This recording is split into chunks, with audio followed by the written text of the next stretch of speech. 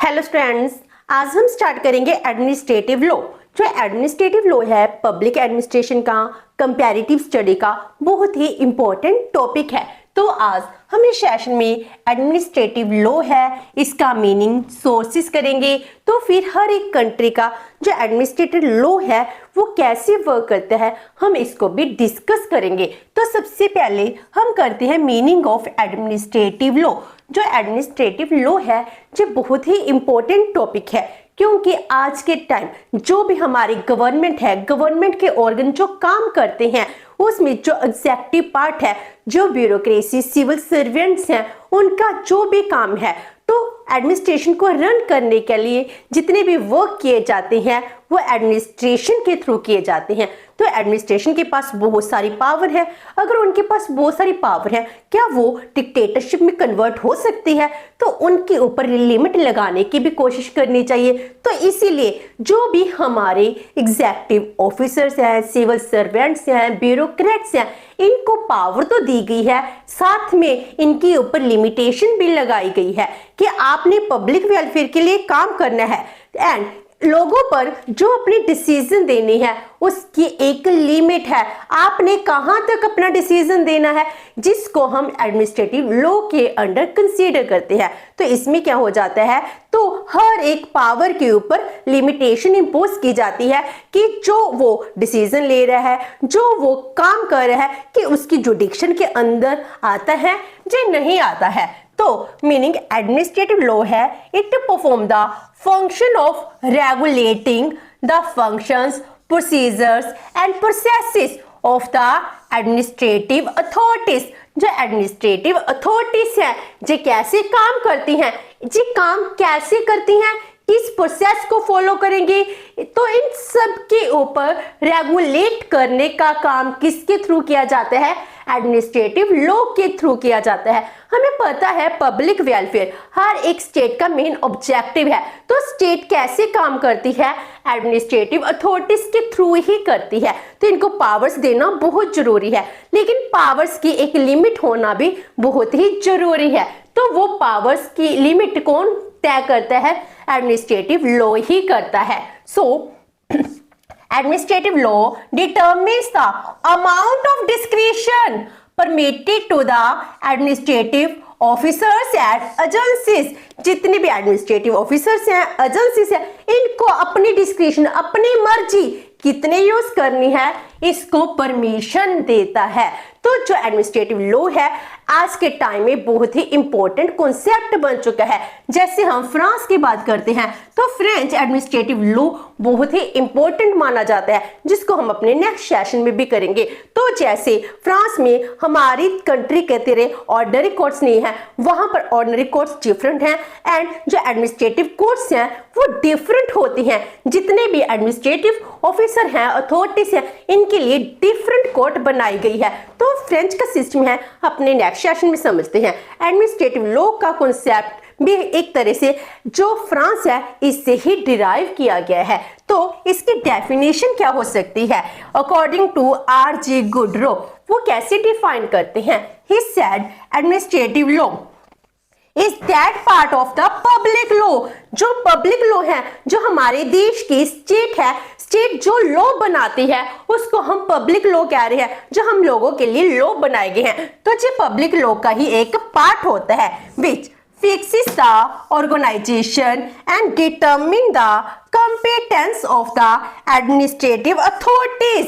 जो क्या करते हैं, फिक्स द ऑर्गेनाइजेशन, ऑर्गेनाइजेशन कैसे वर्क करेगी, एंड जो हमारी एडमिनिस्ट्रेटिव अथॉरिटीज हैं इसको कहां तक काम करना है इसकी पावर को भी डिटरमिन करता है and indicates to the individual remedies for the violation of his rights। अगर हम आम कॉमन पर्सन हैं, कॉमन पर्सन उसके सिटीजन की अगर राइट्स हैं वो वायलेट हो जाते हैं तो उनके लिए क्या रेमेडीज हो सकती हैं, इसको भी इंडिकेट करता है। इसका मीनिंग क्या हो गया कि जो अथॉरिटीज हैं उनको पनिशमेंट कैसे दी जाएगी, ये भी एडमिनिस्ट्रेटिव लॉ है डिसाइड करता है। सो एडमिनिस्ट्रेटिव लॉ क्या है, एक पब्लिक लॉ है जिसमें ऑर्गेनाइजेशन को फिक्स किया जाता है, जो क्या करते हैं एडमिनिस्ट्रेटिव अथॉरिटीज हैं इनकी कंपिटेंस को डिटरमिन करते हैं और क्या इंडिकेट करते करते हैं इंडिविजुअल रेमेडीज। ये 4 पॉइंट बन जाते हैं जिसको गुडरो ने अपनी डेफिनेशन में बहुत अच्छे से डिफाइन किया है। तो ये हो गया meaning and definition of administrative law. अब हम इसके सोर्सेस करते हैं। जो एडमिनिस्ट्रेटिव लॉ है इसके मेन सोर्स कहां से आते हैं, तो इनके ऊपर लिमिटेशन कहां से लगाई जाएंगी, तो इसके 7 सोर्सेस है। इनमें सबसे पहला है constitution of the state. State का कॉन्स्टिट्यूशन से हम सब पावर्स लेते हैं। अगर हम सिटीजन हैं, हमको फंडामेंटल राइट्स मिले हैं, वो किसने दिए हैं, हमको हमारे कॉन्स्टिट्यूशन ने दी हैं। जो भी हमारी सरकार है, सरकार को जितनी पावर्स दी गई हैं वो पावर किसने दी है, कॉन्स्टिट्यूशन ने दी है। तो जे स्टेट का सुप्रीम लॉ होता है, तो जे ही प्रोवाइड करता है powers, authorities, function and limitations to the government. Government की पावर को कहां तक लिमिट किया जा सकता है, जे भी हमारा कॉन्स्टिट्यूशन है वो ही डिफाइन करेगा। एंड इसके बाद आता है statutes and resolution of the legislature. तो टाइम चेंज होता है, टाइम के साथ साथ नए लॉ बनाने पड़ते हैं। तो स्टैच्यू क्या होता है, एक written law passed by the legislative body. अगर हम अपनी कंट्री की बात करते हैं, हमारे पार्लियामेंट के पास पावर है कि वो लॉ बना सकते हैं। तो हमारी लेजिस्लेटिव बॉडी कौन सी है, पार्लियामेंट। तो जो पार्लियामेंट लॉ पास करती है पहले हम उसको क्या कहते हैं, स्टैट्यूट्स ही कहते हैं। वो कॉन्स्टिट्यूशन तो नहीं बनने वाला। तो जो भी पार्लियामेंट के द्वारा लॉ पास किए जाते हैं वो स्टैच्यू, जब फिर कुछ नया चेंज करना है, कोई रेजोल्यूशन लेकर आना है, वो भी पास किया जा सकता है। ये पावर भी कॉन्स्टिट्यूशन के थ्रू ही डिराइव की जाती है। तो कॉन्स्टिट्यूशन ने लेजिस्लेटिव बॉडी को ये पावर दी है। तो जितने भी स्टैट्यूट्स हैं have to confirm to the constitutional pattern. तो जितने भी स्टैच्यू पास किए जाएंगे वो कॉन्स्टिट्यूशन के अकॉर्डिंग ही होने चाहिए, जिसमें कॉमन पर्सन है, सिटीजन्स हैं, इनके राइट्स को वायलेट ना किया जाए, ये भी कंसीडर करना बहुत जरूरी होता है। Number 3, ordinances, rules, regulations, orders और decisions issued by the administrative authorities. जो भी हमारी एडमिनिस्ट्रेटिव अथॉरिटीज हैं जे ऑर्डिनेंस इशू करती हैं। जैसे हम इंडिया की बात करते हैं, इंडिया में अगर हमारे प्रेसिडेंट है वो ऑर्डिनेंस इशू कर सकते हैं। अगर हम स्टेट की बात करते हैं, हमारे गवर्नर हैं वो ऑर्डिनेंस इशू कर सकते हैं।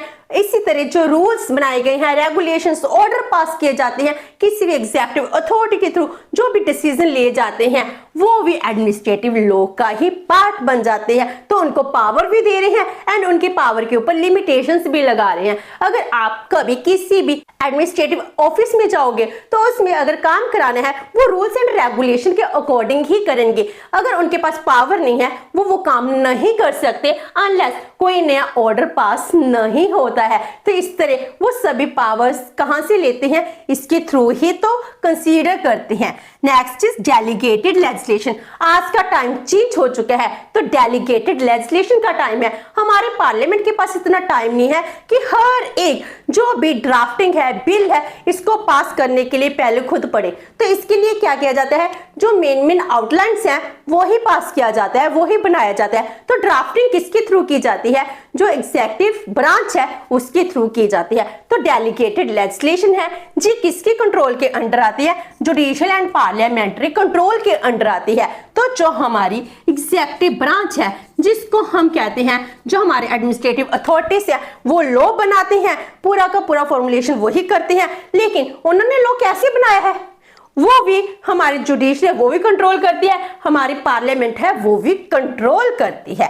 Then reports of committees and law commission, जो कमेटीज बनाई जाती है। अगर हम इंडिया की बात करते हैं, लोकसभा, राज्यसभा, जब भी कोई लॉ पास होता है इनकी अपनी अपनी कमेटीज बनी हुई है, तो ये पूरा कंसीडर करती हैं बिल को, उसके बाद ही अपनी रिपोर्ट तैयार करती हैं। तो इस तरह जो भी कमेटीज की रिपोर्ट है, जो फिर हमारा लॉ कमीशन है, वो जो भी रिपोर्ट बनाता है, जो भी लॉ पास करता है, उसके थ्रू क्या किया जाता है, वो भी एक सोर्स बन जाता है। देन कस्टम्स एंड कन्वेंशन, ये तो है ही है, जो भी पुराने टाइम से चलता आ रहा है, वो कस्टम कन्वेंशन के अकॉर्डिंग हम काम करते जा रहे हैं, तो वो भी हमारा सोर्स से बन जाता है।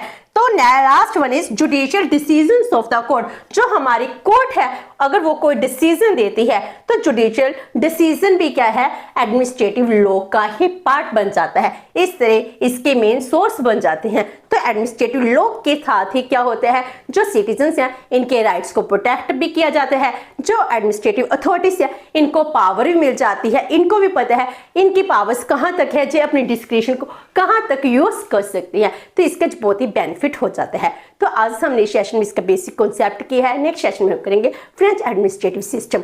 होप सो कि आपको ये सेशन अच्छा लगा होगा। अगर आपकी कोई क्वेरी है तो post comment box and video अच्छी लगी तो please like and share with your friends. Thank you so much and have a nice day.